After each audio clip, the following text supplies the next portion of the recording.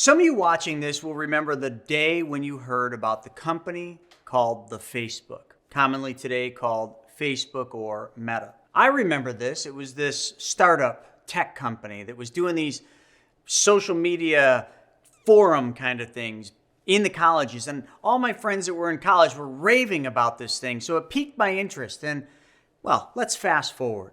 Back then, we didn't use Facebook. Back then, it was MySpace. It was things like that we used. And then slowly MySpace went away and Facebook became popular. I'll never forget when I started actually using Facebook. I thought it was really cool. Spent a lot of time doing my profile. Spent a lot of time getting to know people, building relationships, chatting with people, sending messages. I was hooked. And so was everybody else. And these are the early years. And it evolved. And it got bigger and bigger. And then they made a movie about it. The Social Network. You see, the movie, when I watched it, gave me a lot clearer picture. See, I'm very visual in the way I think. I always want to know how somebody starts a company, all the steps that they go through, the struggles they go through, and then, obviously, we all know where, well, Mark Zuckerberg is now. He's got a company worth, well, you figure it out. Look it up. How much is Facebook or Meta worth today? Billions and billions of dollars. And it all started in that dorm with a vision and an idea. So fast forward to now, 2023. I started a technology company. Many of you have heard about it, called Private Money Club, or PMC to be short. And we'll get to how the PMC became the name. This company is a technology company. It's like a dating site for money, but it's even more. Well, in order for me to build a technology company, an industry I've never been in, I had to understand how other technology companies were built. It all started with this scene. Crashed out of two pretty big internet companies in spectacular fashion. He's had a reputation with drugs. He also founded the companies. We don't need him. He's here. No, take your time. And he does own a watch. I'm Sean Parker. What do you do? You must be Eduardo and Christy and Mark. Great to meet you. Great to meet you. You guys don't have anything in front of you. No. Tori, We were waiting. Hey, baby boy. can you pronounce some things? The lacquered pork with that ginger comfit, tuna tartare, and the lobster claws that'll get us started. Christy, what do you like to drink? An appletini. Great. 4 of those. From that point on, it was a Sean-a-thon.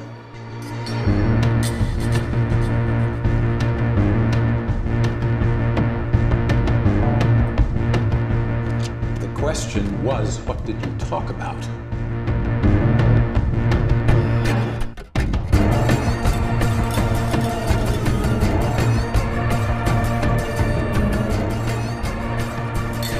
He took us through his episode with Napster. I didn't want to spend my 20s as a professional defendant. Who knew the music industry doesn't have a sense of humor? We tried to sell the company to pay the $35 million they said we owed in royalties, but I guess to them that was a little like selling a stolen car to pay for the stolen gas. So we said, screw it, declared bankruptcy. You made a name for yourself. And you are dry. Tori! No, I'm good. And then he went on to his second business venture, which was an online Rolodex that he got thrown out of by Case Equity. And I wanted to do it nice this time. I put on a tie and I shine my shoes, but nobody wants to take orders from a kid. So let me tell you what happens to a 20-year-old at the top of a hot.com. I'm not a psychiatrist, but I'm glad we've got that on the record. You're not a psychiatrist, but what? a psychiatrist would say that he was paranoid. They'll hire private detectives who will follow you day and night. You're a target for high-priced escorts. I can't prove it, but I know they tap my phones. Whatever it is that's gonna trip you up, you've done already. Private behavior is a relic of a time gone by, and if somehow, someway you've managed to live your life like the Dalai Lama, they'll make shit up. Because they don't want you. They want your idea. And they want you to say thank you while you, excuse me, wipe your chin and walk away. That's what happened to you? And delusional.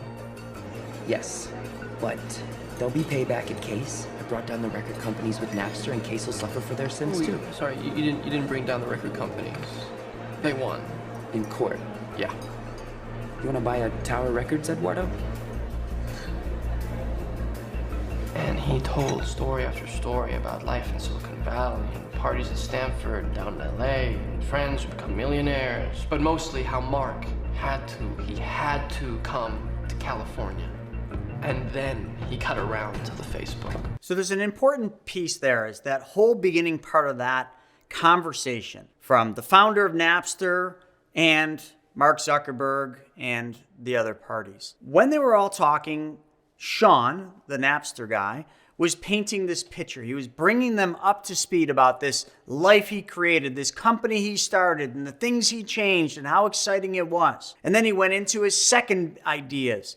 And in those second ideas, he was really then showing pretty much that I want to be part of Facebook. But he didn't say that because he was really just paving the way, and he was doing it very strategically. And I love the one part he took to the very end to start talking about the Facebook. But you see, he wanted the idea. He loved the idea of what Facebook could be. But he had to resonate with one of the two parties. There was two partners in there, Eduardo and then Zuckerberg, as we all know. And they were right there. You could see the tension between the two. Eduardo wanted to turn it into ad revs. He wanted to put advertising on there. He wanted to make money. And clearly, like, who doesn't when a business is started? But then you had Mark and Sean, who were then talking a little bit about, well, let's make it cool. And that's going to get into this next part. And I think this is really one of the things that I have really sunk my teeth into when I've created this technology company. And it's a very hard thing to do. And I'll explain it at the end as to why making money sometimes should not be the primary thing if you're creating a company that is cool. So, tell me about your progress. Well, we're in 29 schools now. We got over 75,000 members. Tell me about the strategy you're using. Okay, for instance, we wanted Baylor in Texas, but Baylor already had a social network on campus, so instead of going right after them, we made a list of every school within 100 miles. Put the Facebook on those campuses first. Pretty soon, Baylor kids were seeing their friends on our site. We were in. It's called the little Bitcoin. That's smart, Mark. Oh, thanks. That was mine. Easy. Hey, you know what? Settle an argument for us. I say it's time to start making money from the Facebook, but Mark doesn't want to advertise you. Who's right? Neither of you yet. The Facebook is cool. That's what it's got going for it. Yeah, You don't want to ruin it with ads because ads aren't cool. exactly. It's like you're throwing the greatest party on campus and someone saying it's got to be over by 11. That's exactly right. You don't even know what the thing is yet. How big it can get, how far it can go. This is no time to take your chips down. $1 million isn't cool. You know what's cool? You? $1 billion. That shut everybody up. And that's where you're headed. $1 billion valuation. Unless you take bad advice, in which case you may as well have come up with a chain of very successful yogurt shops. When you go fishing, you can catch a lot of fish, or you can catch a big fish. You ever walk into a guy's den and see a picture of him standing next to 14 trout? No, he's holding a 3,000-pound marlin. Yep. That's a good analogy. Okay, but we all know that marlins don't really weigh 3,000 pounds, right? Have you seen the big ones up close? No, I haven't, but I don't think the guy is holding a marlin the size of a Range Rover. That would be a really big fish and a very strong guy. You think we might be getting away from the point? I don't have a dog in this fight. I'm just a fan who came to say hi. He owned Mark after that dinner. He picked up the check, he told Mark they'd talk again soon, and he was gone. But not before he made his biggest contribution to the company. Drop the. Just Facebook. It's cleaner.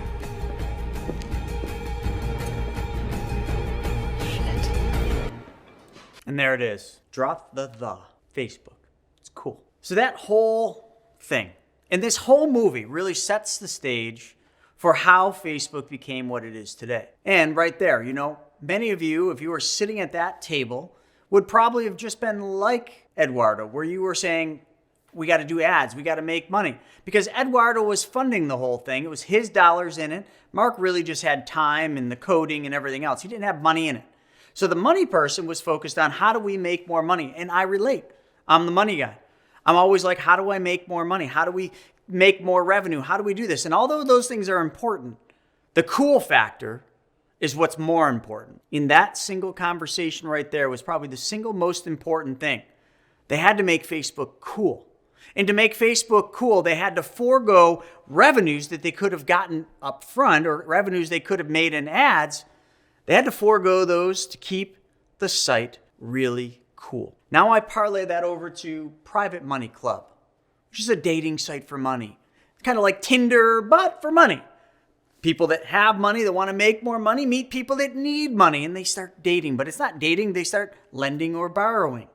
That's the idea for Private Money Club. And as we created this, it was cool. In the beginning, we had 200 and some members, and everybody was paying. It's a membership site, and it was cool. We were all doing cool things. But then we launched October 14th, 2022, a brand new site, a new app.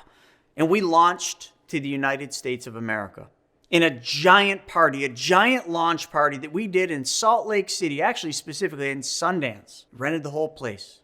It was epic. Thousands of people poured into Private Money Club. And we started having to figure some things out. I started having to think about things differently. And I always go back to this social network movie. And I think about this one part. It's got to be cool. The logo. I spent $35,000 creating a brand package which included a logo so simple, nothing special about it. My wife even said this is like the Charlie Brown napkin. But the whole idea was, let's make it cool. Private Money Club, PMC. It was cool. It was like Sean telling Mark, drop the. Drop the whole name and just use PMC. But the other thing too that I've been faced with is, could we start doing ads? We have people that will pay us big money to be able to put them on as sponsors of the website, as advertisers on the website. And I have steered clear of that. Foregoing lots of revenue, lots of money we could be making because, well, it's cool right now. And all of a sudden we got ads popping up and banners and sponsors and driving traffic. To me, I haven't figured out how to do that yet. And for that, it's making it so that the company, well, so just like back then, Facebook wasn't making money yet, but it was cool. Private Money Club isn't making money yet, but it's cool. And I got to keep that. And it's a fine balance. So how do we keep it cool? How do we add things on that make it even cooler? Like when Facebook started allowing people to do private messaging. I could go through, any of you that rode the roller coaster with Facebook, you know the evolution. All the things that were added, and they were added in slow little sprints, and that's what they're called. They kept adding little things to make it more fun, keep you engaged, keep you wanting to stay on Facebook more. Then they added groups, and they added all this. But then the ads came in. Now think about Facebook today. Facebook today, all you see are ads. Constantly, people are complaining. I'm guilty of it. I advertise on Facebook a lot. My ads are all over, and people are always sending, I didn't ask for this ad. Why is this being sent? I don't want this stuff. That makes it uncool. But they make a lot of money. And every business is going to have that ebb and flow as they grow. Private Money Club, the same way. But I also take one out of this story from that clip when building my technology company, and I am going to build a cool, fun experience before I figure out how to monetize for me, a $350 million company. But you know what? Why not just say $1 billion like Sean said? You know what's cool? $1 billion company. Private Money Club could be a $1 billion company. But if I take the bait and go after the revenue today and lose the coolness today, it will never get there. So folks, when you're looking at your business, is it cool? Is it fun? Do you enjoy it? Would you do what you do for free? And I mean that, literally. Would you do what you do for free?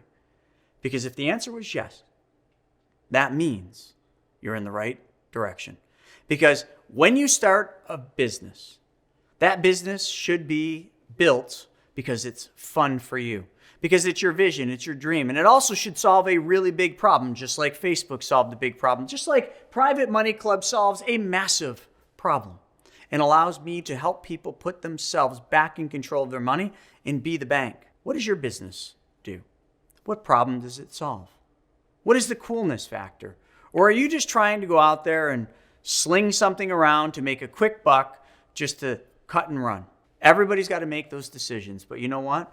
That clip that we just watched, just under 5 minutes, shows you how Facebook became the ginormous company that it became and how it makes billions and billions of dollars because it was cool. So folks, here I am telling you about this new technology company, PMC, Private Money Club. You should check it out because it's a cool place where you can make a lot of money. And you can do it by helping other people make a lot of money. Because the future of money doesn't sit in a high rise. Own your money. Own your future. Folks, I hope you enjoyed this video. And if you like this one, check this video out right here. Should I pay my mortgage or invest that money? See you in the next one.